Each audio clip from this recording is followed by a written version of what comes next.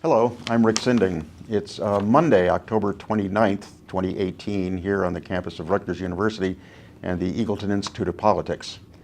With me today for the Center on the American Governor is Brad Abelow, who served first as state treasurer and later as chief of staff in the administration of New Jersey's 54th governor, John Corzine.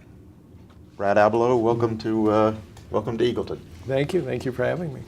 I know you worked with John Corzine when he was the CEO of Goldman Sachs before he went on to the U.S. Senate and later to become governor of New Jersey. But tell us a little bit about what you did before that, where you grew up, where you went to school, how you ended up coming to Goldman Sachs. Sure. So I grew up in New York City, and went fast forward to going to college. I went to a small liberal arts college in the Midwest called Carleton College in Northfield, Minnesota. I'd never been there till the day I got there, and it was a great shock. There's a big billboard when you enter town that says the land of cows, colleges, and contentment, and I was like, oh my God, what am I doing here? And so as a liberal arts college, the first class I had was a freshman seminar, and they said, what are you interested in? I said, I think I'm interested in political science. And so my professor for my seminar and advisor was a guy named Paul Wellstone, who went on to become a United States Senator. And I can't quite remember what made me be interested in political science, but I had some interest. Whatever interest that was kindled by Paul, who was a remarkable teacher and an even more remarkable person. And as I say, later went on to become a United States Senator, and I guess he must have been a senator when Corzine was a senator as well. They must have been colleagues there. Subsequent to being at Carleton, I actually worked in politics on some different campaigns. In Minnesota or in Chicago, actually. And so I worked on a state representative campaign, and I worked on a mayoral campaign for a guy named Harold Washington, who became mayor of Chicago. And I did a variety of other kinds of organizing work, working with low-income people and on issues of access to food, both in Chicago and in Minnesota. So, what took you to Chicago? I went on an urban studies program. I had 2 years of cows, colleges, and contentment, and then it was enough. I thought I needed to see a building and have cement under my feet, and so I went to Chicago.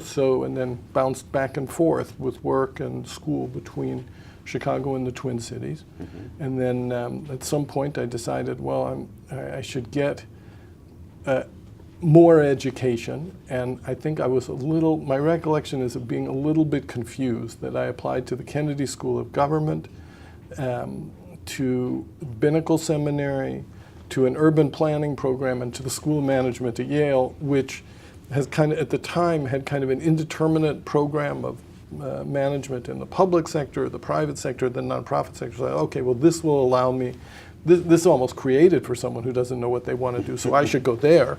And I ended up at Yale, and so I got a degree in management.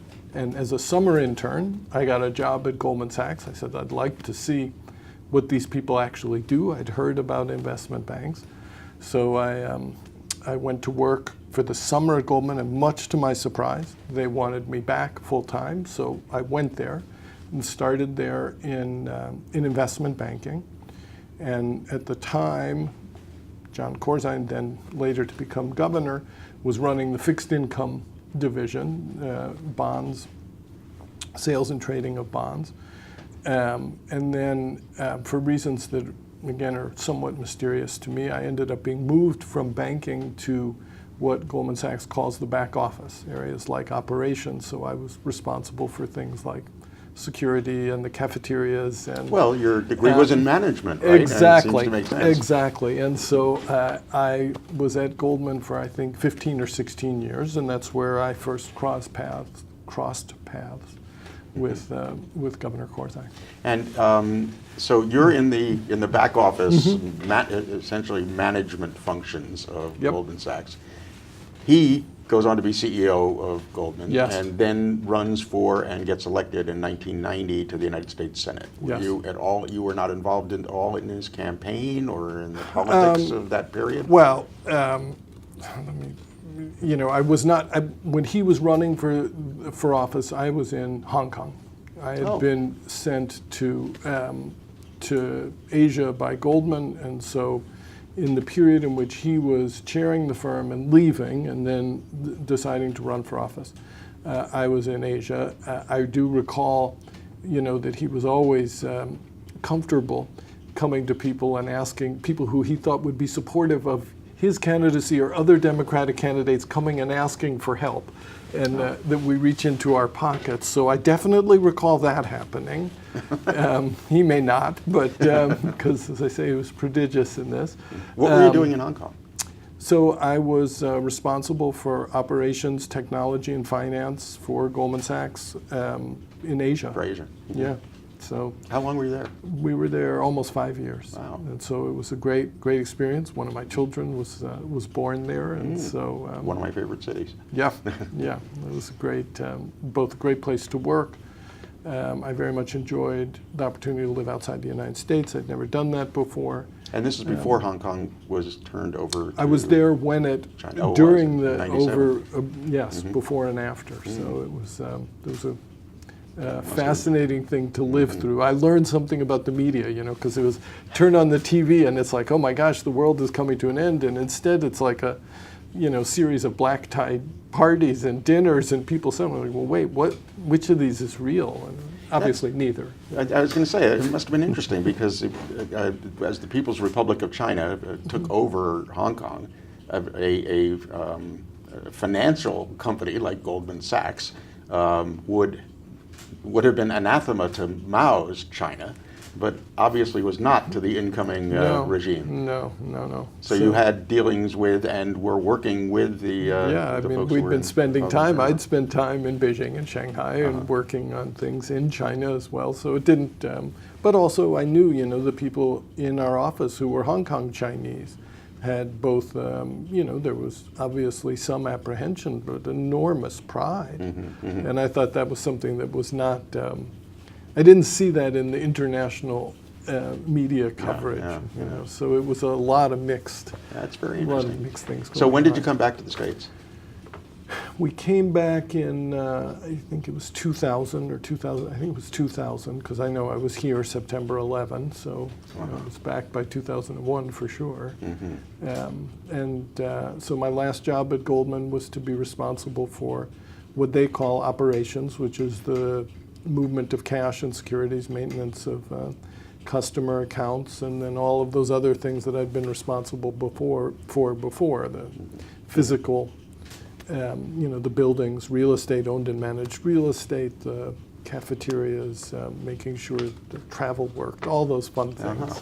I may have mistakenly before said that Corzine ran for Senate in 1990, and of course I meant 2000. 2000, yeah. I always get that decade. Yeah, the lost decade. Right, the lost decade. So, okay, so 2000. So 2001, you're back in the U.S. John Corzine is in the United States Senate. Yep. By 2005, when he runs for governor, he's coming back to New Jersey. Did you again dip into your pocket for him when he ran for governor? I don't remember. Right, that's a fair answer. Is I just don't know. I had left.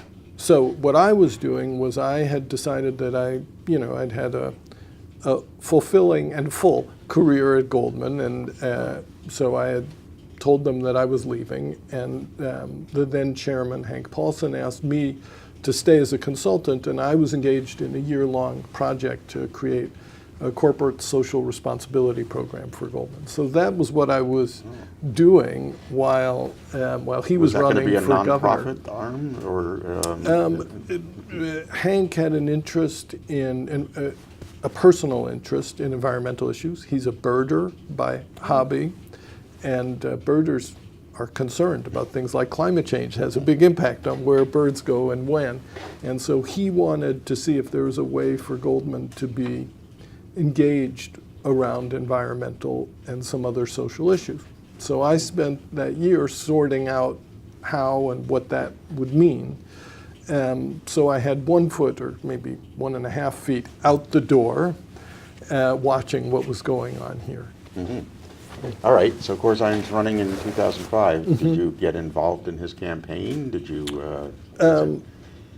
How did he end up choosing you to be the treasurer? I guess is the question. I'm not sure I've ever asked him that, because I had a series of conversations with Dick Leone before I sat down and talked with Who was him the transition about it. chair? He was, and and Dick is.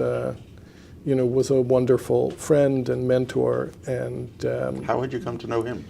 You keep asking me questions that I can't quite answer, so I don't know, and I think again it may be that I don't know the answer to that in part because I spent so much time with Dick in that period of transition, and afterwards, that. Well, he also, I should point out, had been the state treasurer way back in Brendan Burns' administration. And it was a central concern of the campaign, of the governor, of Dick, the state's financial health. And I think that there was an expectation that the governor had created in the campaign and through his inauguration, that he had a set of skills that were that could and should be applied to addressing those fiscal issues. And so I was part of that, and so I think that, I don't know what conversations, I never asked the governor what conversations he had and with whom at Goldman that made him think that he could rely on me. But you think that he, in fact, had suggested to Dick Leone that he talked to you about? I'm sure that he or someone else from the Goldman world must have, and people knew that, and I think he knew that I was interested in public office, public life, public service, and I think I suspect that if he'd started asking people about me at Goldman, they would have said, well, look, he's a reasonably smart guy, but you can be pretty sure that you'll get a straight, whatever you ask him, you'll get a straight answer. And I think that's something that he values in people. It's interesting. I suspect, I don't know this for sure, but I suspect that there's some sort of political mythology out there that suggests that you were sort of a henchman for Corzine at Goldman, and that he dipped into Goldman and brought out one of his guys. Yes. But you make it clear that that's not at all what happened here. Well, I don't think either he or I ever thought it was particularly in our interest to dispel that, nor do I recall doing anything to, I recall being somewhat mystified by it, that lots of things happen when you come from Goldman Sachs, and people think you have a prior relationship, but people assume all kinds of things about the stuff that you know about things that, of course, you don't know until you actually find out about them. But so I spent a lot of time fighting back against that. I can imagine. But you had no particular experience in politics or government before you took on what was arguably the hottest seat in Trenton at the beginning of 2006. Yes, and I do. I think that's fair to say. Were you prepared for that? Well, I like to tell people that, I stopped work at Goldman on Friday and came to Trenton on Monday, so I had the weekend to get ready. I'm not sure what people have asked me about this, and so I've answered the question, and I've thought about it, and I don't know what the right preparation is. I think it was important, it was so central to what the governor wanted to do, that we not be bound to preconceived ideas of how things should be done, or what the problems were, or how they should be solved. And so I think it was something of a benefit to have fresh eyes. That's certainly how you would have gone about looking at fiscal issues prospectively. But you also walked into a situation on day one where you were facing a projected $3.6 billion deficit in the current fiscal year's budget. Yeah. So you immediately had to confront a situation where you had to make revenues and expenditures match over a course of the next roughly 5.5 months. Well, yes. So I think first budgets are really hard.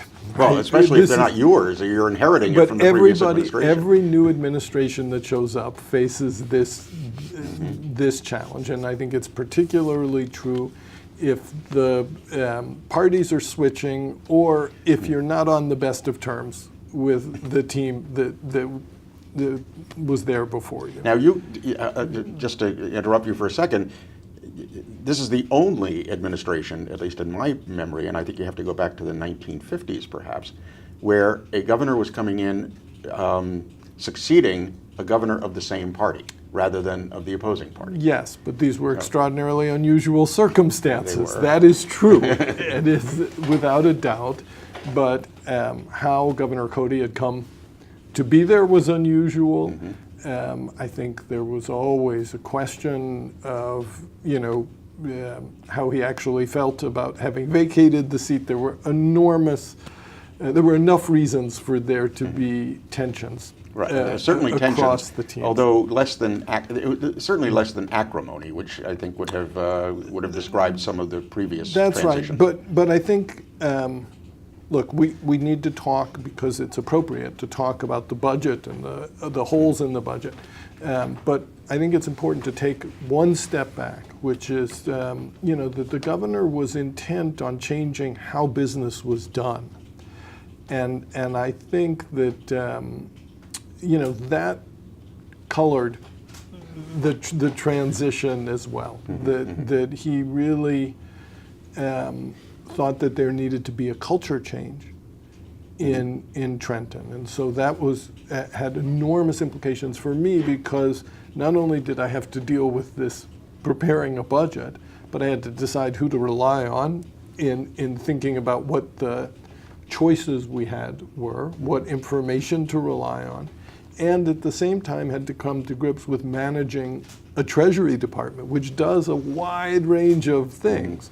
And again, to figure out who in that office did I want to have there, who did I, was I not as comfortable with, and why, and a set of assumptions about how business was done. So let me give you an example that, it was not obvious to me. I mean, there were historic ways when contracts were being let as to who would have access to Treasury as we were looking at those contracts. And our view was, well, something's out to bid. We should let that bid process work, and we'll look at it. I don't really need to talk to a lobbyist about it while it's, while we're evaluating a bid. And that was, sending that message within Treasury was very different from what people had seen before, and for some people was liberating, and I think letting professionals do their jobs, which they found refreshing, maybe sometimes scary, and for some people they wanted no part of it. So there were lots of complicated things going on as we were trying to come to grips with these numbers, and we knew in the transition period, we had a sense of what we were facing, and I think that it's a set of realizations, right? This is how big the hole is and what you have to deal with, and then the next sort of horrible set of realizations is about the choices that you have and how unsatisfactory, I think this is axiomatic, right? But if there were easy things to do, people would have already done them. And so that's an unwelcome, that's when you start to sleep badly. Oh, and that's certainly reflected in the first budget presentation that Governor Corzine made, which was mostly, I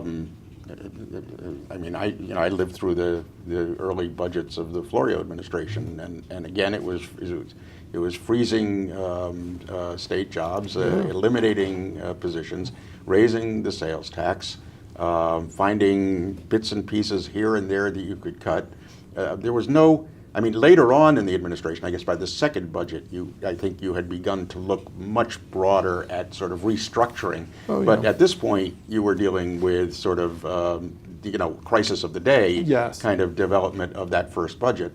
And interestingly, that first budget drew did not draw a tremendous amount of opposition out of the Senate, where Senator Cody, who had been his predecessor, came, but out of the Assembly, where it faced tremendous resistance.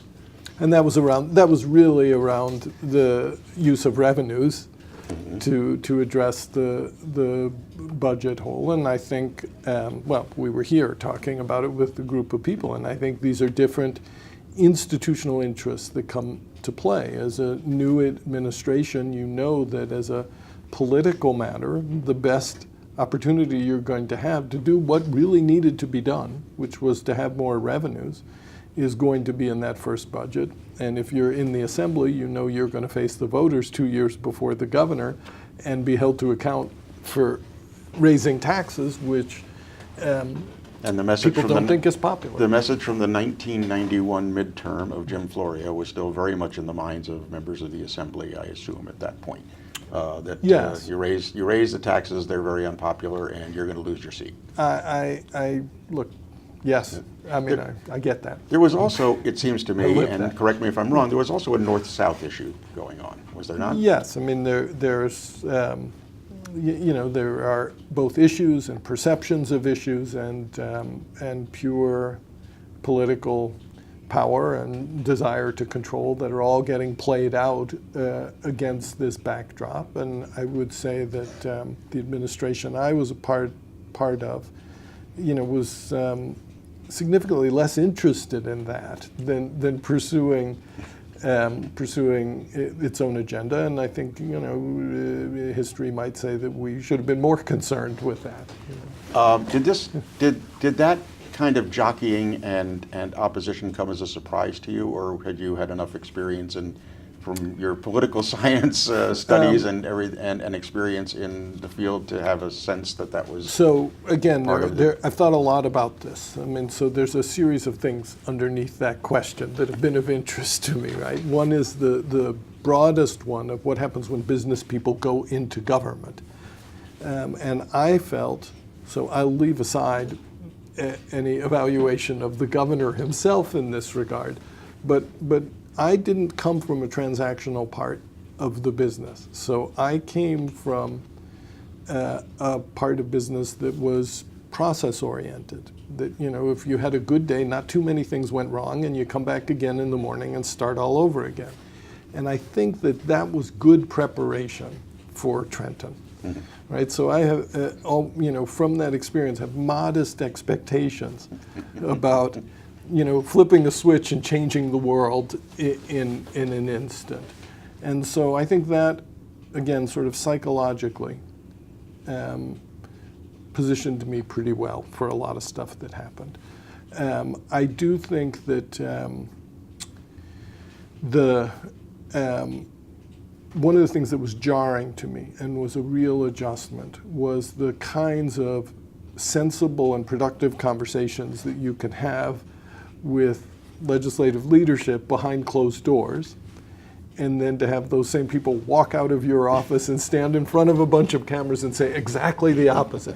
And so I was not prepared for that, but why, that sort of thing doesn't happen in the private sector? It just, you know, it just didn't. I just didn't see it.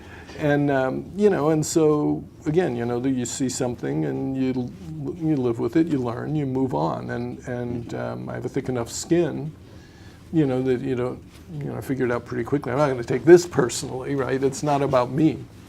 So I think that is, you know, that took a little bit of learning. That's a very important lesson, I guess, for anybody who wants to go into the administrative side of a government, to understand that an awful lot of what happens in the public life is not personal, but is political and purely political. Yeah. You learned that quickly. Pretty quickly. I mean, that's one nice thing about, or I don't know if it's a nice thing, it is definitely, if you're the treasurer, everybody's marching through, and that's true within the administration. You know, that people think about this in terms of the legislature and the budget. No, every Before cabinet that officer happens, wants more money everyone too. is going to come through for whatever, and especially, look, I never experienced doling out a lot more money. I only lived with the other side, but if you're looking at where you're going to take it from, people are pretty passionate about protecting theirs and, not above offering up, their neighbors.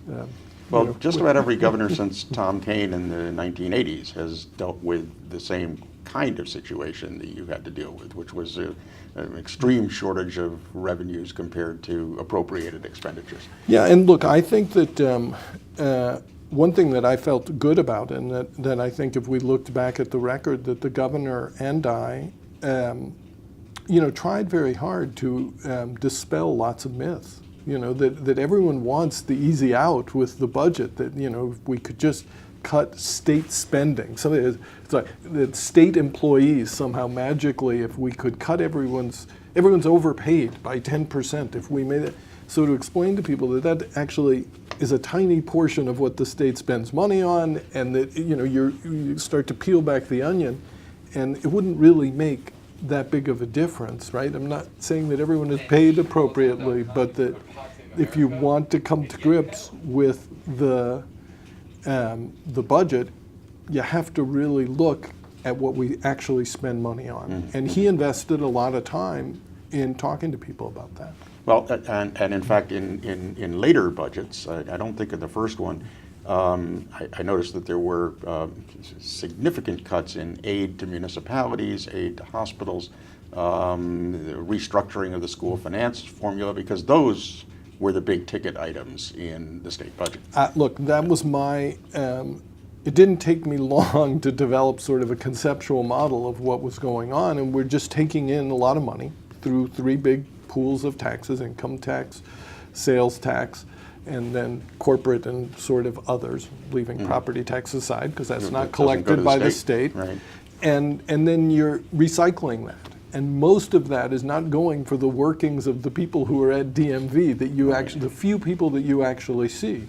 It is actually just being pushed back out in the form of grants to things that we rely on, right? So again, I think the governor made a real commitment to trying to talk to people about that and to be open and honest. And I think if he had had his way, he would have sat in every living room or every kitchen in New Jersey and talked to people about that. Before he had that opportunity, however, as the deadline approached on your very first budget, there was no consensus. You went past the midnight of June 30th of 2016 with no budget. Yes, we did. And had the first shutdown of government in state history. Yes. You smile in that memory, but I don't think it was a happy time for you. No, it was, look, that was not, I think at the time and later, people want to read political, politics into this, that we were trying to prove something or show that, this was not something that we wanted and not something that we expected, and I don't think viewed it as, at the time, as a coup or success to have achieved this. This is not how you want to be remembered for posterity. On the other hand, I think, again, the governor, you haven't asked me about him directly. Oh, we're getting there. I'm sure. But, he's really smart. I mean, I think people may, we can talk separately about the things that he's not as good at. But I would be hard-pressed to believe that any governor understood the budget as well as he did, as quickly as he did. And, so he had a strongly held set of opinions about things that were important and things that were less important. And, we stood by them. Well, in fact, at that point, there had been no budget presented to him for his signature, as I recall. That is correct. So it was the ball wasn't really in his court. It was up to the both houses of the legislature to pass a budget by. Well, by that's June 30th. true. That is true as a practical. That is accurate. But we had presented a budget, right? And we're very clear with the legislative leadership and the budget committee leaderships about what we wanted to see in the budget, and there was no budget that moved because I think we had a hand in that, because we didn't want a budget that didn't reflect the things that we held as priorities. Well, and the budget that was ultimately signed bore a far greater resemblance to the one that Governor Corzine had proposed several months earlier Yes. than to any of the alternative budgets that had been presented by the legislature. Yes. Did include, I think, the big sticking point seemed to be the increase in the sales tax, and Yes. that stood. That you ended up Yes. getting that in that budget. Yes. Okay. A couple of months after this experience, the governor made a fairly dramatic plan, called for a special legislative session to deal with property tax reform, municipal consolidation, the school funding formula, and including a modest $2 billion, I say $2 billion, modest, well, in the overall scheme of things, is a fairly modest $2 billion property tax credit proposal and the creation of the Office of the Comptroller. Yes. I think this, I would characterize this as sort of the first step in the governor's desire to restructure the way in which the state budget process worked. Yes.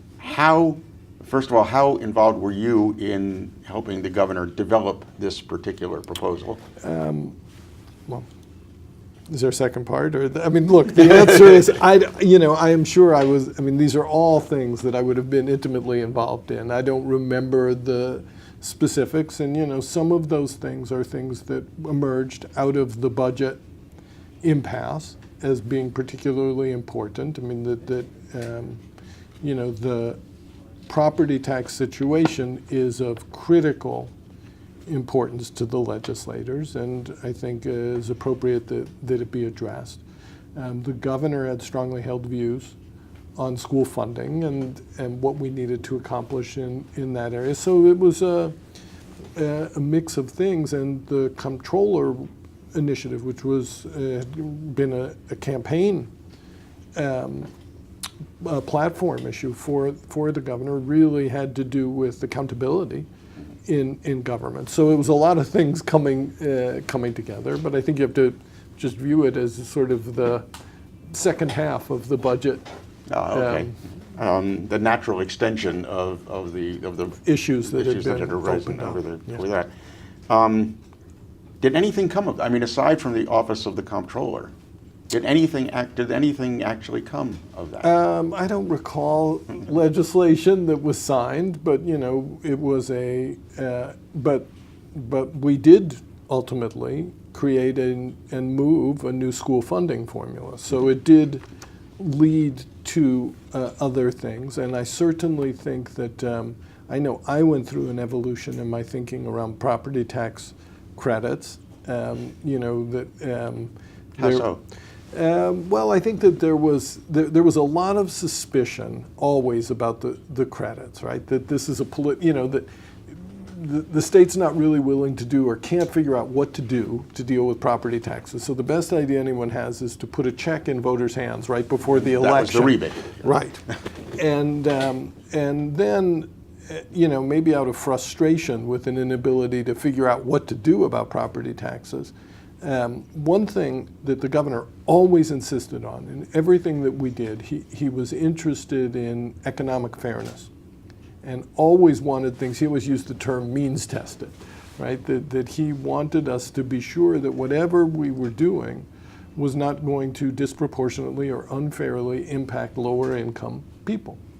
And so the one benefit to the credits is that you can actually target them so that they go where you want them to go. Place limits on the income levels that people would have in order to qualify. And so I actually came to, look, this is a criticism of state government, that part of that big recycling machine is that we're actually choosing to take from, I think that's what distinguishes Democrats from Republicans, that we're a little more comfortable in taking from the rich and distributing it to the less wealthy. But I actually found the rebates to be helpful in achieving that objective. There's an inexorable connection between the state's school funding formula and property tax relief.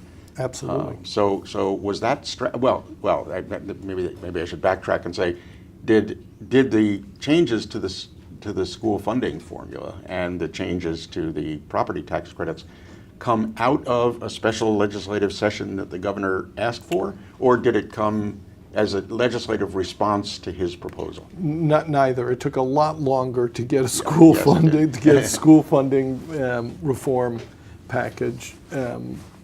Which had to pass court muster as well as Yeah, I legislative. mean, it took a long time for us to figure out what we wanted to do, a long time to work it through the system and to get it passed. So what I would say is that was a forum to take issues that emerged, that existed before we did the budget, emerged from it as unaddressed, to keep them on the table. And so they didn't go away, but I'm not sure that the special session, I mean, I'm skeptical about special sessions, right? We had them every day when the state was shut down, right. you know, so it's... For the following fiscal year budget, the governor's budget message for the first time called for the monetization of certain state assets. This had to do primarily with privatization of lottery and toll roads and well, explain what monetization is. Well, so let me just take one step back. So one of the things that was obvious to us very quickly was that if you think about, put into a chart, a pie chart, the spending of the state, that an increasing portion of it, and bigger and bigger piece of that pie was going to be devoted to various forms of paying for past obligations. Some of that is the form of interest and principal to pay off debt that the state has incurred. And some of it is, you can think of it as having the same impact, is the unpaid or unfunded pension liability and the state's responsibility for retiree medical care, which is not a funded obligation. You pay that as you go. But those three things, which are not money available, of all that money that's coming in, that money is not available to go out to pay for teachers in schools or providing access to health care for people, things that we would value more today, right? It's paying for the past. Or in the case of pensions, for the future. Yes, the past and the future. It's all, sorry, I don't mean to, look, No, we could spend it. And the governor said to me, look, what can we do? How can we deal with this? I don't want, right? I want to be talking about doing things that I think are important, right? People used to say to him, why are you a Democrat? He said, because I believe in government, right? Because he said, I went to the University of Illinois, right? It's government that gave me a hand up, right? So how are we going to have more money to provide that hand up and get rid of some of this? And so we spent a lot of time thinking about that. Very limited tools, right? If it's the private sector, you could sell stock. Well, you can't sell stock in the government. There's no shareholders in the state of New Jersey other than the stakeholders who are citizens. We could sell things that we own, divisions. Well, we're not going to sell, the prisons. I mean, I don't, you can think of things. Some people might, right? Okay. But we don't have assets to sell. I mean, we looked at and did do what we could to accelerate, the sale of abandoned property. Could we consolidate facilities and sell that land off? So there's a little bit of stuff on the margin, but not if you're talking about billions of dollars. I don't remember whether it's 50 or 60 billion. It's probably 80 or 100 today. That you have to deal with. It's a drop in the bucket. Well, I should point out that just shortly after the governor made that proposal in March of 2007, there was a very ominous report that came out that said that the teachers' pension and annuity fund had only 78% of the amount of money that was needed to cover retirement benefits for present and future teachers. So you were already beginning to face what has since become a far more critical problem. And I do believe that we and the governor never received sufficient credit for, right, I mean, because in the second half of the administration, once we faced the overall fiscal collapse of the country, budgeting was a whole different matter. But prior to that, right, we made the first significant contributions in, I don't remember how many years, 10 or 20 years, to the pension. It wasn't enough. We were still falling behind, but at least we were doing something. I mean, I think we met 50% of the obligation in the first year, which was, a lot. So, but the question is, what's the big thing you could do to reduce that indebtedness? And so one of the things that came to our attention was something that was in vogue at the time, right, which was privatizing roads and other public facilities. So Illinois had sold off the Chicago Skyway, the state of Indiana had sold off their highway. And Very controversially, I might add. and we spent a lot of time thinking about what had made sense about that and what didn't. And so we came and, gosh, I wish, well, there's lots of things I wish were different, but, language is much more important than we ever gave it credit for. That should be another whole conversation in this context. But we decided that we didn't want to do what had been done in those cases, which was to let private industry, finance, make a lot of money off of those. In some cases, as I recall, the Illinois toll road was sold to an Australian company, yes, something like that. But the one thing that you know for sure is that those people are going to make their money, right? That's what they do, and they're really smart at it, and they're really good at it. And so whatever they're going to make is coming out of our pockets. And so the question was, how can we get value from these assets that we have and not fall into that trap? So highways for years have been funded through debt. Everyone, I think, thinks that's appropriate, that they're there for a long time, so you can borrow against the tolls, and the toll revenue pays for the debt. The problem in New Jersey was that we couldn't sell bonds too far into the future because no one trusted the legislature to raise tolls, right? So that if the tolls were set at $1, just making this up, it's not what it was or what it would be, to run end to end on the turnpike, that creates a revenue stream of some size, X, and that is what you have to pay off the principal and the interest on the debt.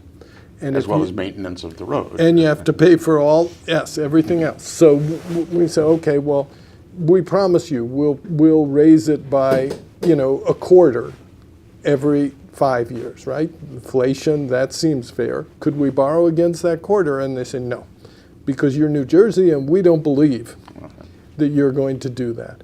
So our answer to that was, instead of selling these roads to the private sector, let's just figure out a way to let us borrow more money against it. They'll continue to be owned by the state. And so we came up with the idea, which had been done in other countries, in Canada and a bunch of other places, not so common, I think it has been done since in the United States, of creating a public benefit company that we would transfer the right to raise tolls to that company. The directors would be appointed by the legislature, the governor. The road would continue to be owned by the public as it had been, but we would borrow a bunch of money against future toll increases. That would not be subject to legislative approval.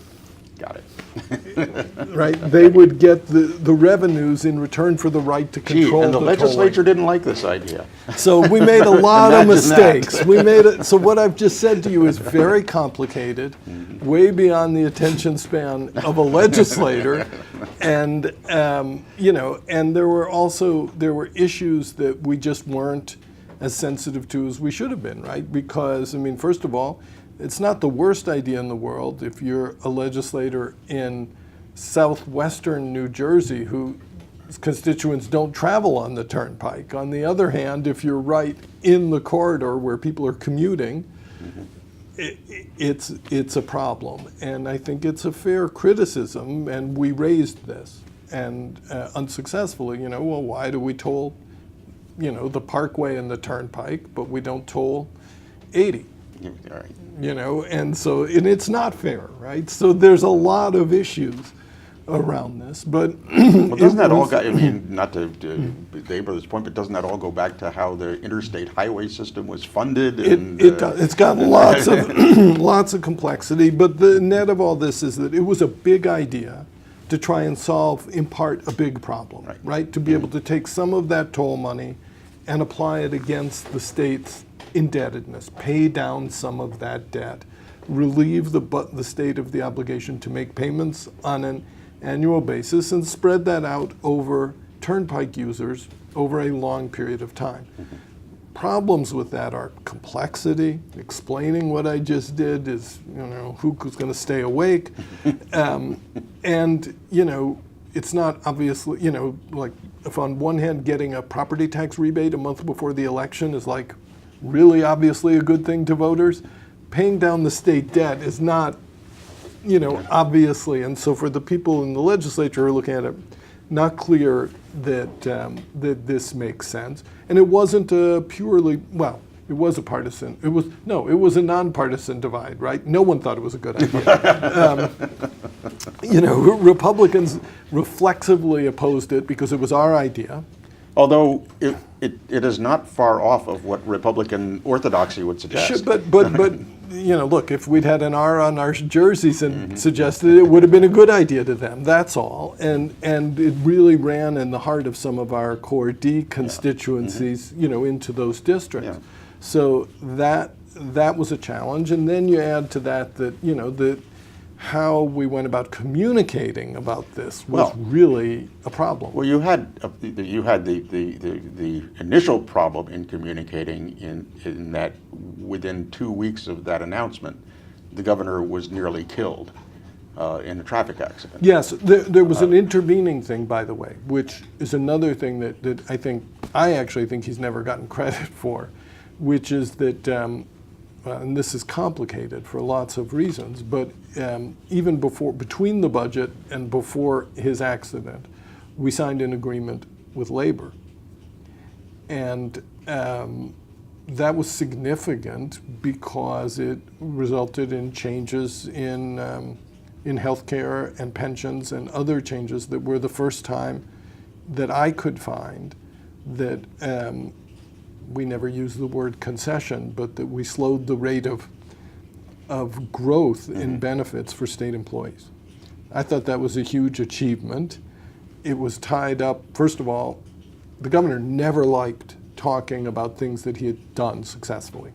He had a term for that. That's anti-political, isn't it? It is, and he called it grandstanding, and he just wanted to move on to the next thing. So the idea, this was a constant battle. Like, no, you need to go out and for 8 days talk about nothing but what this was, and he absolutely refused to do I that. assume it was his press people urging him to do so. Absolutely, and he thought that was a waste of time and a waste of his, if he was going to talk to people, it should be about things that we faced, not problems that have been solved. Would you characterize that as a failing of the governor? A political failing? Well, it's noble. It's I think it makes it a lot harder. I think it is. I think the problem. I understand why he felt that way, but I think that is how you accumulate. If you think of this exercise as one of accumulating and spending goodwill, that's how you recharge the battery. Right.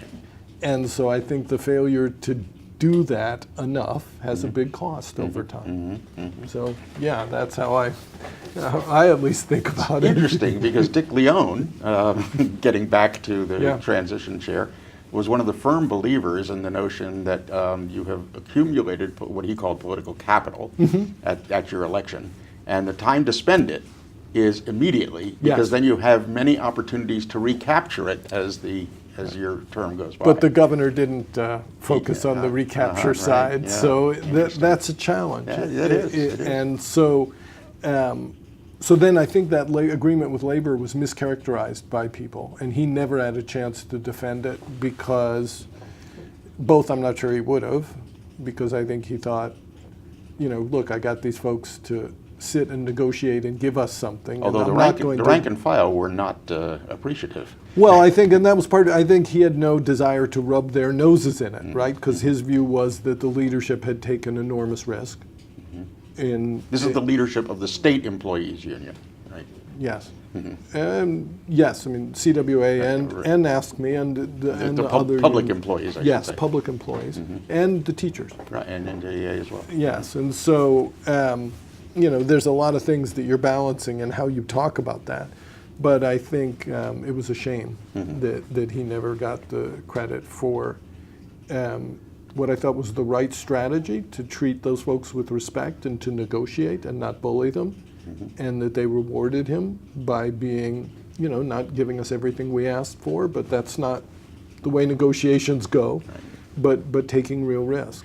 Even if he had wanted to go out and tout the agreement, or B, tout the monetization plan, he was laid up for Yeah, no, several no. months. No doubt. No doubt. In April of that year. Yes. Almost died. What was how did government function in those, I would say, 3 to 6 weeks? Certainly the first 3 weeks were very touch and go, and then afterward, when it was clear that he would survive, but it was still unclear how quickly he would return. How did government function during that period? Well, look, again, I mean, I think my memory is, I mean, first of all, I would say several things about this, right? That, you know, you do have an obligation, I think it is an obligation, to reassure people that things are fine. And so that can confuse you over time, right? You keep saying to people it's fine, okay, everything's fine, right? And it's not, it's a lot harder. And so there were definitely stages in this, because in that first period, you know, it was not easy to communicate with the governor. And then it was progressively easier to involve him in more and more conversations, even though he wasn't at the State House. It was okay, we would meet up at Drumthwacket and, you know, we could see him. So there was an evolution. I think, again, that there was the historic, what would I say, you know, absent at the time, there was no lieutenant governor, and so it was the majority leader of the Senate, Senator Cody, who, Senate President, right, sorry, who again stepped in, this time on an acting basis. Yes, and so that raised a whole nother set of challenges, and it was unusual because he'd sat in the chair before, so he had his own ideas about, and you know, Senator Cody behaved, I think, with extraordinary discretion. Just about everybody we've talked to has said that he was magnanimous. Terrific, in the way in really. which he dealt with it. And I would just say, I mean, look, I enjoyed very much working with Senator Cody, and both, you know, professionally and personally. I have always found him to be terrific. So. He also had a really, really competent staff. Yes. That had been around for a long time and understood, among other things, the budget process and were very helpful. well. Were helpful to me. You know, I mean, look, there were people. I mean, I didn't talk about this before, but I mean, this is New Jersey, so some of the people who were helpful to me in that first budget, you know, were quickly out of the Senate, and the chairman of the Senate Budget Committee had to step down. And you know, but they're you know, I think the best of our legislators understand some aspect of government very well. And so I benefited a lot from the knowledge of some of our legislators and some of their staff. You know, some don't know, so, you know, everyone has different levels of interest in different things. Right? You know, look, I think that we were, is very, very difficult to lose your leader, right? And there's no doubt that, you know, the governor was the center, a forceful center of gravity, and so it's not easy to figure out how to replace that. And so that is a significant challenge when unexpectedly, you know, it's not a trip to Germany or wherever the governor's just come back from to drum up business. You know, it's an unexpected thing. And certainly for some of the governor's staff who had been with him as staff for a long time, I think it was also very personally and emotionally difficult.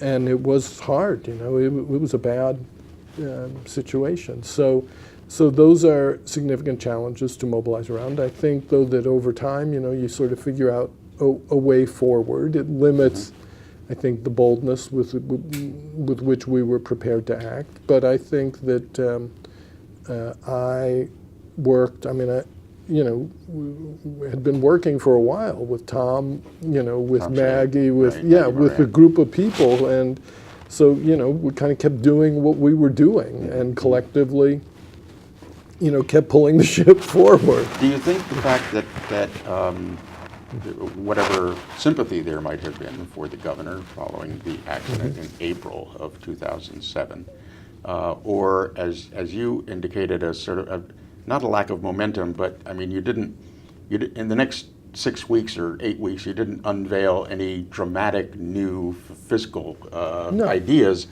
that the budget that was adopted in June of 2007 was a fairly smooth process without any of the rancor that had taken place in the previous. Well, I don't at think, least publicly. Yes, no. I don't think anyone. I don't think anyone wanted to relive that. I think we learned a lot about. Right, we didn't talk about the so-called Christmas tree items that were added to the budget at the end, which the governor strongly opposed, as I recall. We were not happy about it, and. But they did line item veto some of them. We did. Yeah. We did. And, but that was the cost. It was a smaller Christmas tree than there'd ever been before. And it was the cost of getting it done. And then certainly they were unhappy because they thought that that full Christmas tree was part of that deal. And so they were not happy with those vetoes. But we at the time said, we're not going to do this anymore. Right, so at least we had some things were cleared out of the way going into the subsequent budgets that were, we don't have to fight about where the Christmas tree items are going if we're not going to have them. Well, and a lot of that, as I recall, and I think it's probably still true today, is okay. The legislator who put in the Christmas tree item can say, I go back to his constituents or her constituents and say, look, I did everything that I was supposed to do.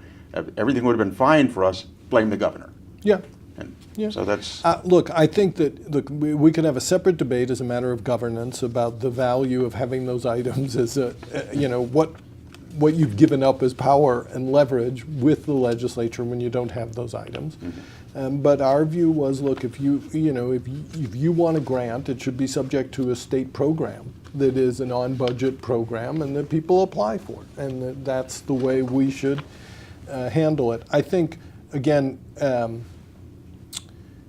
these were fundamental things that were driven by the way, this was sort of like the governor's Midwestern moralism or something. This is like, I don't like doing business this way. And there were other things like this that we had a lot of conflict, certainly with the media about. I remember, not just with media, with the legislature, so dual office holding, right, where we actually moved legislation that ended dual office holding, but did grandfather in people who were there. I mean, and I understood the cry, well, we should, if it's wrong, we should be getting rid of it.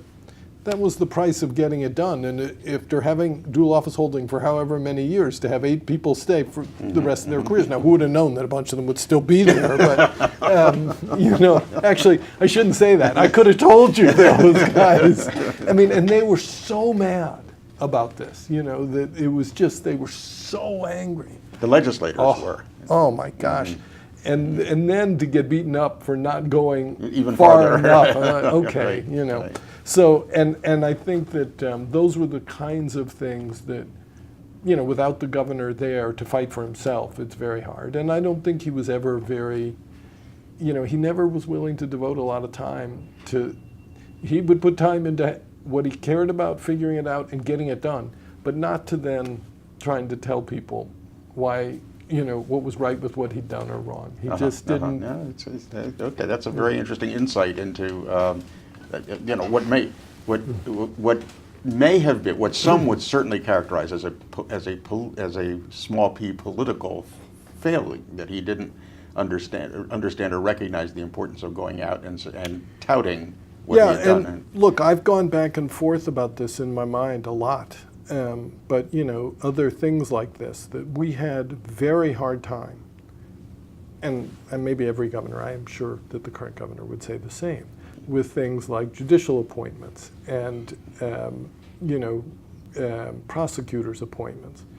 And one of the reasons, there's a push and pull as to whose appointments those are to make, but the governor was very insistent that that those two bodies, that those appointments should more closely reflect the population of New Jersey. That it's just unlikely that every eligible attorney is an older white ethnic male. It just isn't, And so it wasn't that we were saying to the legislature, we've got to appoint your judges. It was like, look, this is what we need you to do.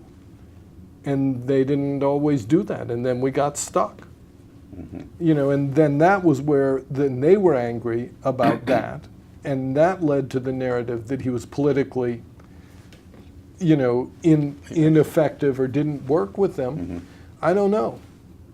I mean, I don't know. the textbook says that, and most people have reiterated, that New Jersey's governor is one of the most powerful, if not the most powerful governor in the country, in large part because he has a line-item veto, which is really an astonishing bit of power. Yes.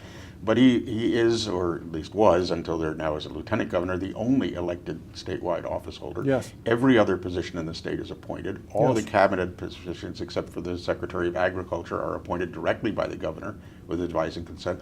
All of the prosecutors, all of the judges. So that's a pretty extraordinary level of power. But what you're describing suggests that the legislature, or perhaps because of the fact that the legislature perceives the governor as being so powerful, is looking at every opportunity to insert its own Absolutely. Prerogatives. Absolutely. And this, I guess, has taken place in every administration. I from what I can tell, it continues. So, And look, I think that I would say one other thing that this is personal about the governor, and I think carried through to people who worked for him, that he doesn't punish easily. People, he will forgive people for, and try and move on to the next item.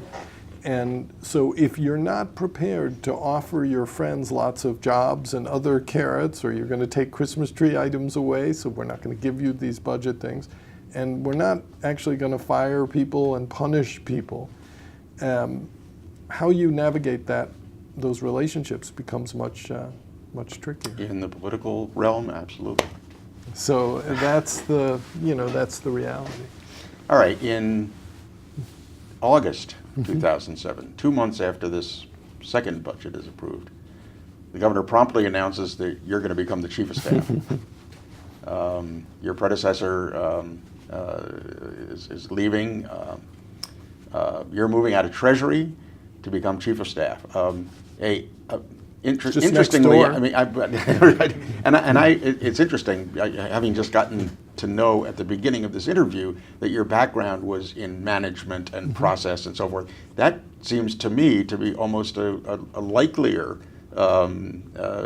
position for you in administration than the more fiscally oriented responsibilities of Treasury. I really liked being treasurer. I enjoyed it, and I do like managing things, and so I enjoyed the time that I spent working with people who were running the lottery or doing. I think a lot of people don't understand that there are an awful lot of agencies that are come under the umbrella of the Department of Treasury because they don't belong anywhere else. So I would have been very happy to have stayed there. Did you have any pushback? Did you?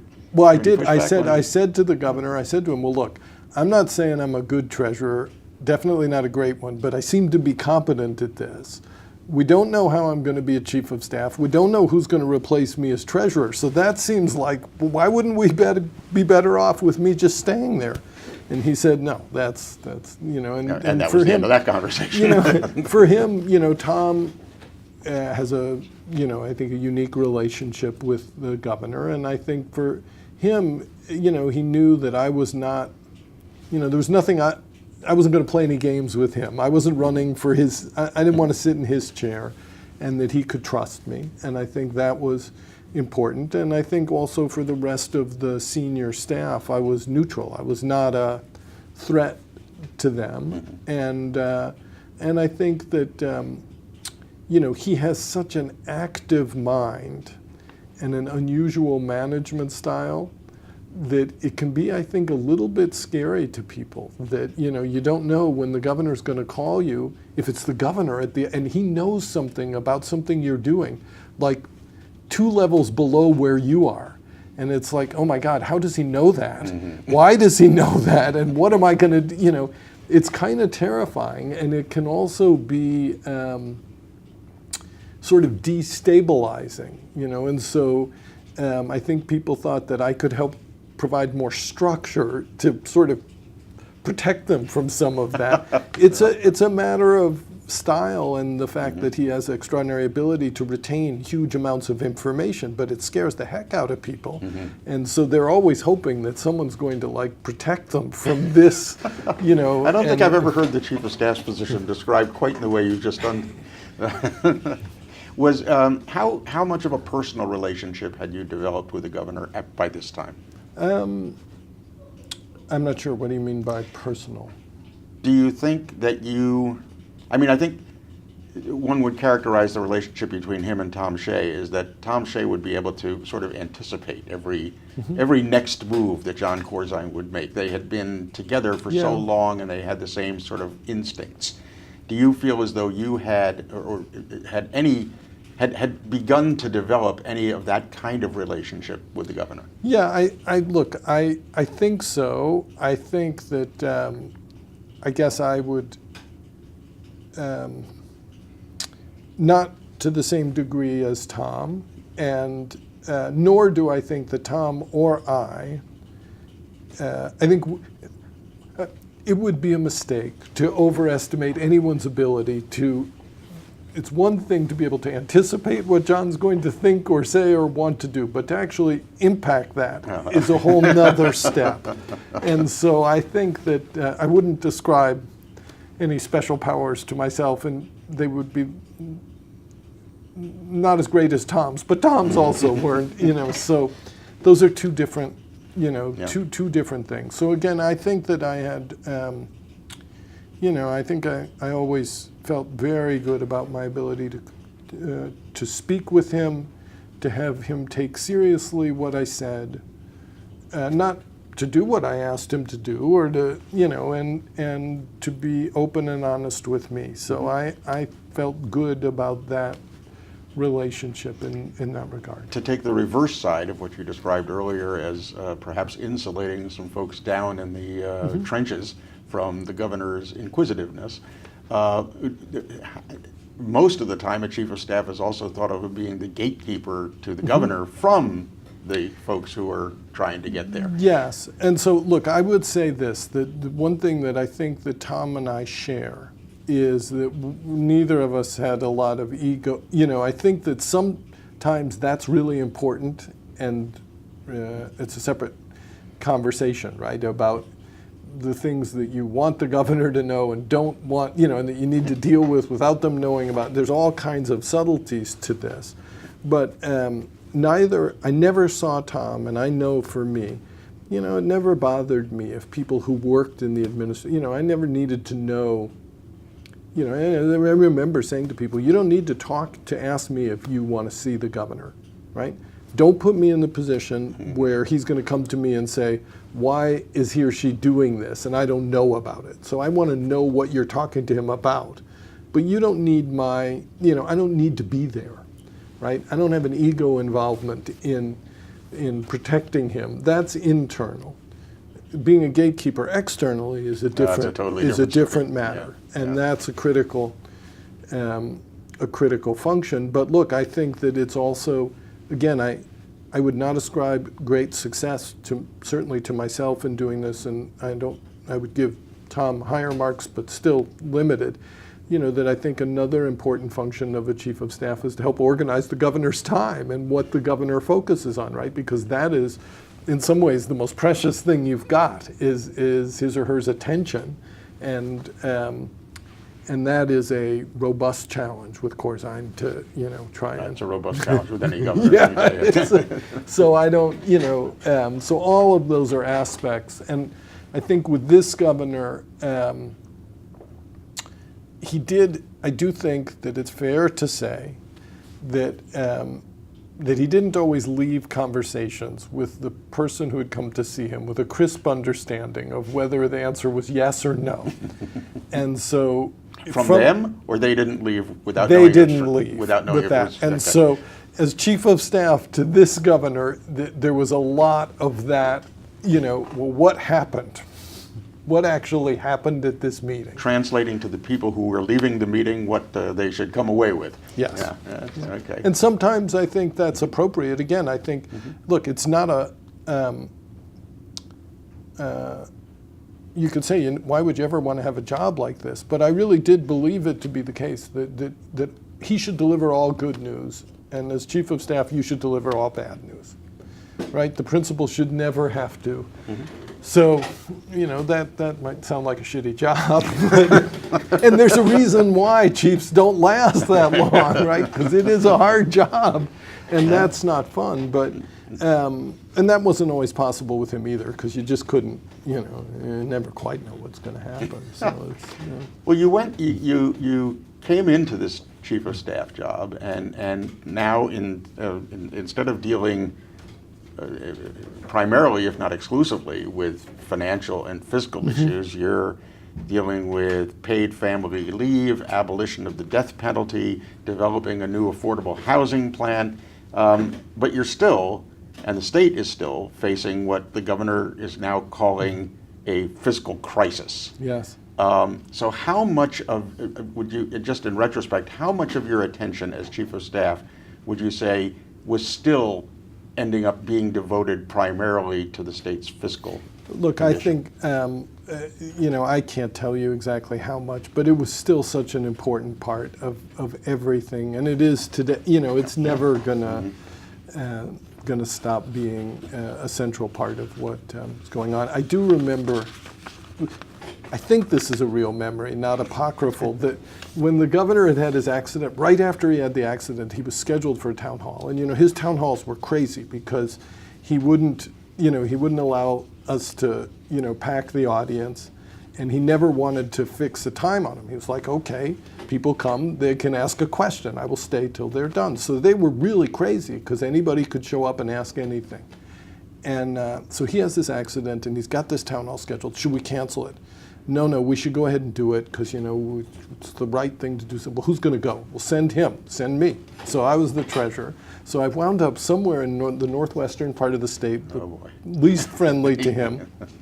And I was okay. I knew I could handle kind of any budget-related question. The first question is about the the bear hunt. Sorry, right, yeah. the bear, and I'm like, oh my God, I know we have a position on bears. What is it? I'm opposed to bears. And then I remembered that we had this great conversation where Lisa Jackson had said at senior staff that they were thinking about non-invasive forms of birth control for bears. So the first thought point out that Lisa Jackson was the DEP. So the first thought that came to my mind was, oh right, we're going to have a Just Say No campaign for the bear, and that's how. And then I thought, no, this is going to end. I'll never get out of here.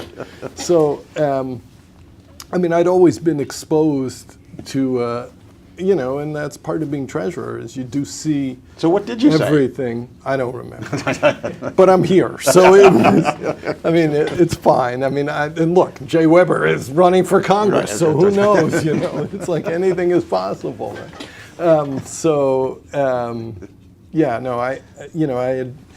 was interested in a wide array of issues, and so that was a great thing about both being treasurer and about being chief was, the things, those things that I care about and trying to make the world a little bit better place. To what extent would you say that you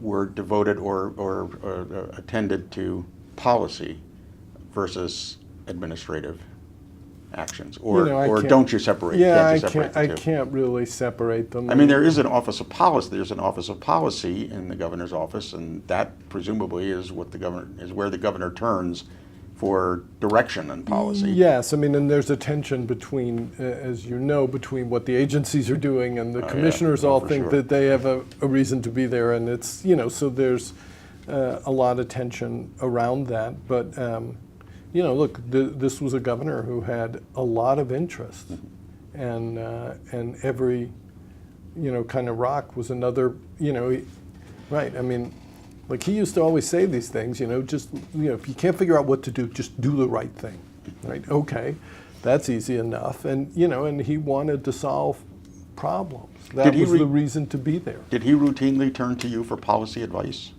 No, I don't think he ever turned to me for policy advice. Did I you don't know if offer he it? ever turned to anybody for policy advice. Look, I think that I've had really what I think of as the privilege and good fortune to work with not only this governor, but some other people. You know, Hank Paulson became a Treasury Secretary, who people of great accomplishment. And my view has always been, for all of these folks, that the best idea you're going to have is one that they're sure was their idea. And so I don't know if I gave them any advice, but if I did, I would never admit to it. So Interesting. Perhaps not coincidentally, after you have arrived as Chief of Staff, and the governor then announces what I would characterize as a big push for the complete restructuring of the state's finances. Freezing the state budget at current levels all the way out, requiring dedicated and identifiable funding sources for all new programs, requiring voter approval for future state borrowing. It was certainly significant changes, and perhaps most controversially, increasing the tolls on state highways and monetizing the proceeds by borrowing against future toll revenues, which we've talked about. And within weeks, not days, within weeks, he had what I would characterize as the Florio treatment. 101.5 radio station 101.5 organizes a rally against the toll increases in front of the State House. Every interest party and his or her brother or sister is out there campaigning against this, that, or the other thing. And within a matter of weeks, the governor announces that he understands that this is dead on arrival in the legislature. How disappointing was that for you? I don't really remember.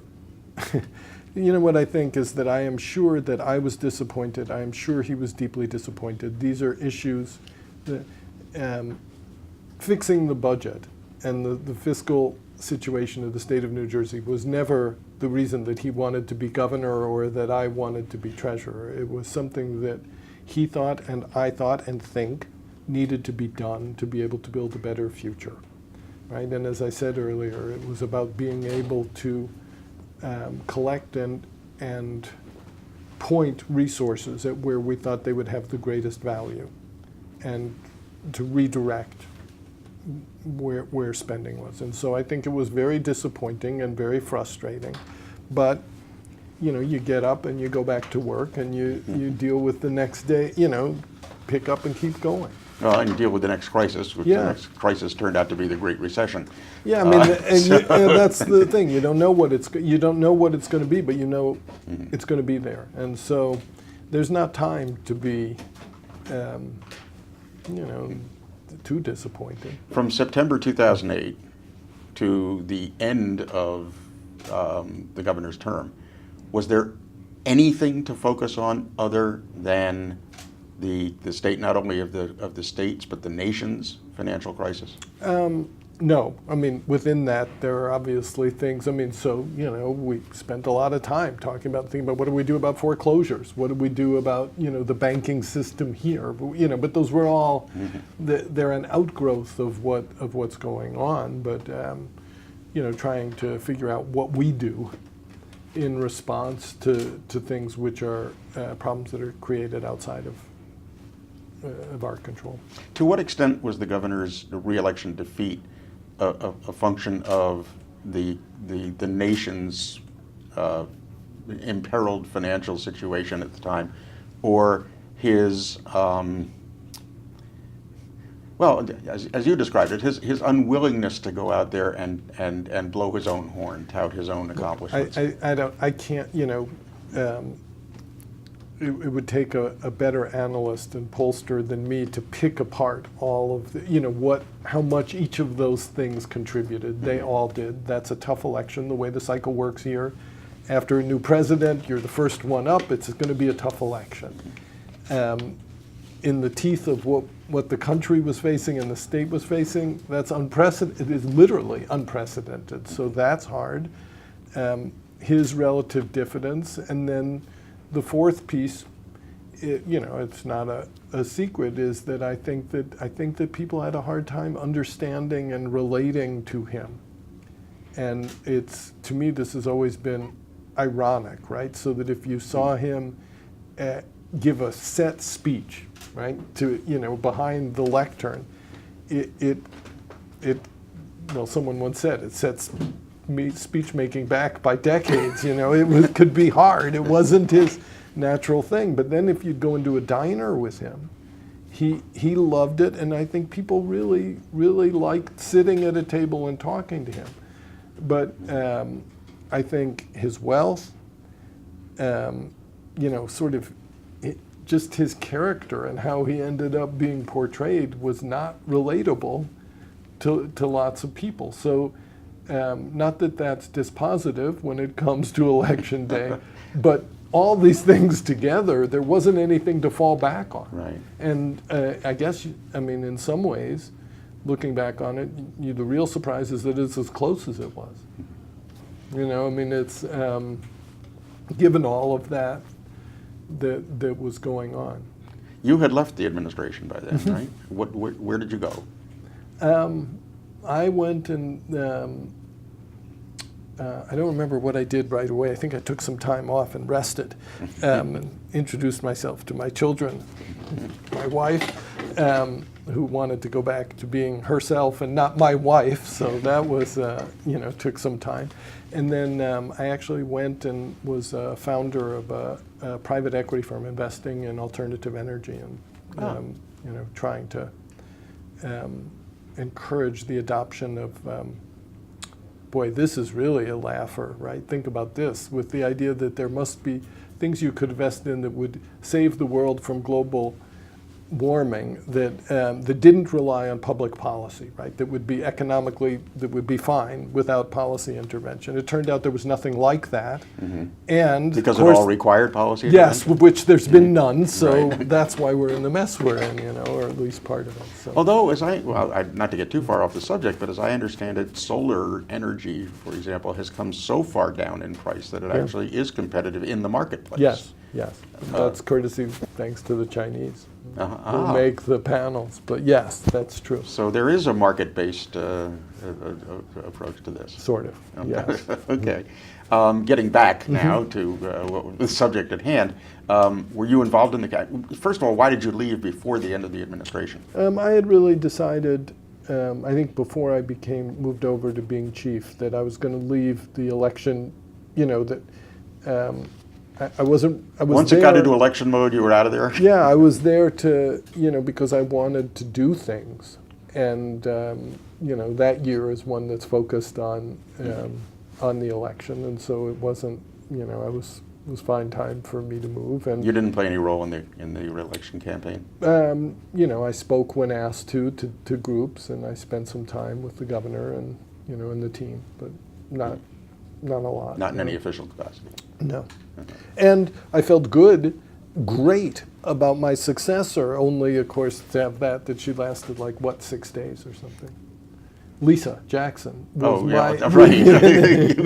So before I'd even left, and then she was like, "Look, I got this call from this guy. He's president, right?" I was like, "Yeah, well, you got to go." EPA commission administrator. Yeah. So I thought, because that's that has always been something I was taught very early as a manager, that you're not successful unless you've replaced yourself with someone better than you. So I was like, "This is great. I've done it." And then it blew up. And in Treasury, you did replace yourself with a well-respected, or you were replaced by when Dave Russo came in. Dave was,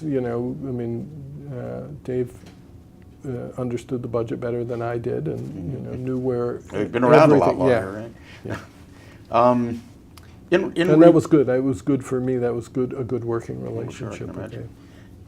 In retrospect, you have touched a couple of times. You talked about Corzine's management style. Summarize it for us, if you will. It sounds as if the way you've described it up to this point is that he approaches issues with his his own very clear idea about what he wants to do, but also invites others to give him, if not to give him advice, at least to kick things around. Yeah, look, I never knew him to be, well, first of all, right, it's hard for me, I mean, I was not, I was trained at Goldman Sachs to deal with people like him, right? That, you know, to not, you know, that there's no point in your being there unless you have an opinion. And so you have to be willing to voice that opinion. And so I think he would have never, you know, he would have been horrified at the thought that anybody who worked for him wouldn't have felt free to offer whatever opinion they had. That said, you know, he's an awfully intimidating figure. So I think that has to be balanced. And again, I think that his extraordinary recall, which is a form of intelligence, can be intimidating and affects management, right? That it's scary when, you know, people don't expect their bosses to know more about what they're doing than they do. It is very upsetting sometimes when they know a lot about it. And so it can all be kind of vaguely unsettling. Did you or anybody else ever suggest to him that maybe he shouldn't show that he knows that much, that it does intimidate people? Yeah, but you know, it would have been I don't know if I ever said that to him, but it wouldn't have been, I mean, you know, he's just trying to get to the bottom of it and chase down the problem. So it's a hard balancing to then be sure that that's not shutting down debate. Look, I think that he attracted fierce loyalty from people around him. Mm-hmm. And I think the reason for that is because of the core of who he is. Right? That it wasn't really about policy, it's that he's a good person. And that people thought that and felt that very strongly. And that's highly, you know, they were a highly motivated group of people. I think we might have accomplished more if we'd been better organized at times, and that's easy to say and really hard to do. And I think it's also really hard, you know, he was very, very ambitious. Mm-hmm. And, you know, yeah. It's often said as an axiom that government should function more like a business. Which I've always thought was a lot of bunk, but he came from, others folks in the administration came from a background in business. Mm-hmm.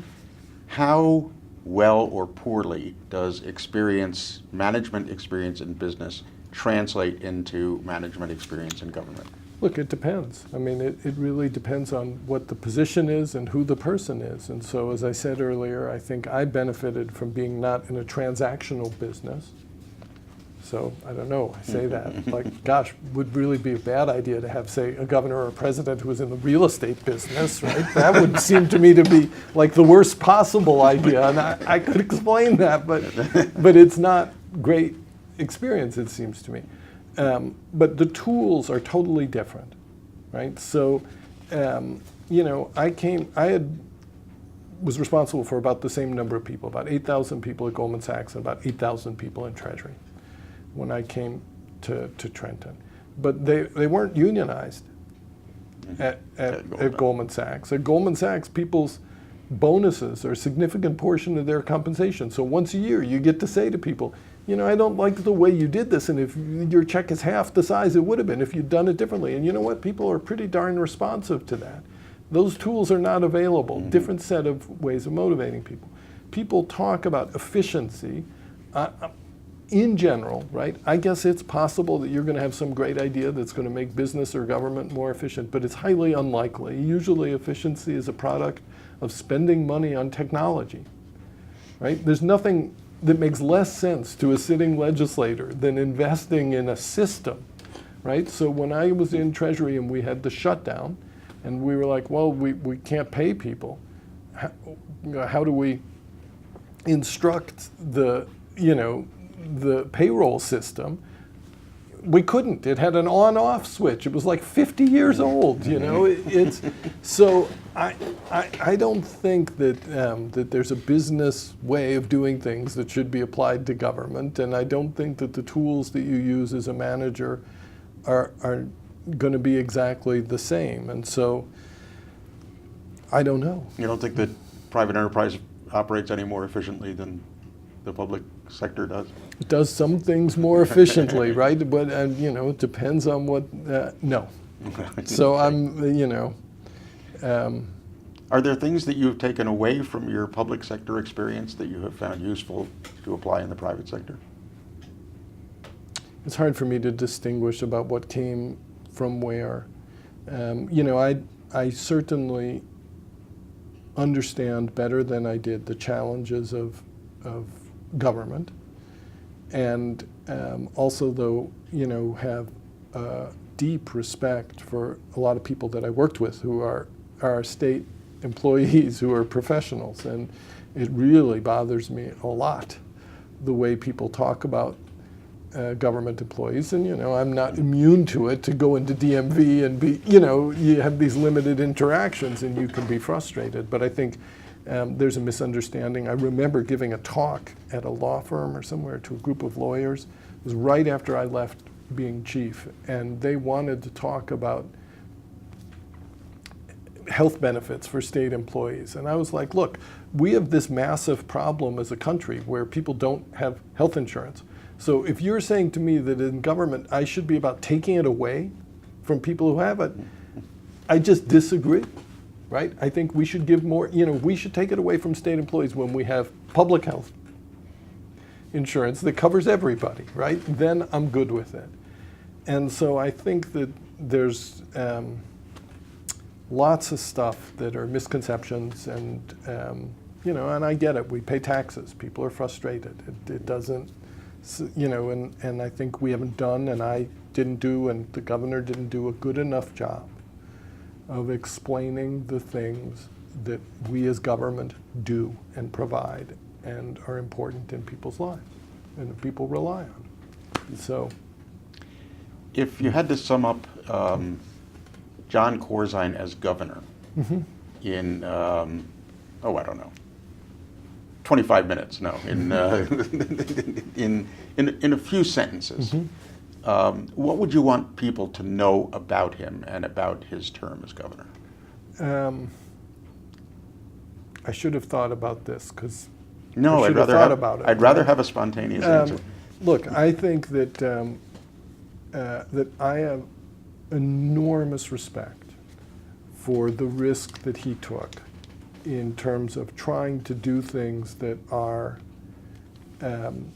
politically unpopular and cost him his re-election, arguably, because they were investments in the future.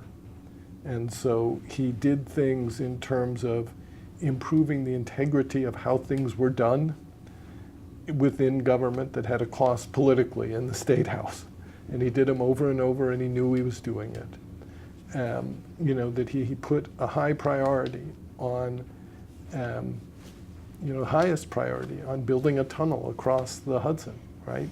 It's going to have to get built someday, and it's going to cost multiples of what it would have cost. And, you know, he would not have been governor to reap the benefit for commuters of doing that. And he paid a price for doing it. And, you know, he is enormously proud, and I am enormously proud to have been part of an administration that ended the death penalty, right? That had a cost, right? Other things didn't happen because of that, believe it or not. And, but, you know, he did it because he thought it was the right thing to do. And so that's what I think is distinctive about him, was his willingness to take those kinds of risks. Well, Brad Abelow, thanks very much for being here today. Thank you.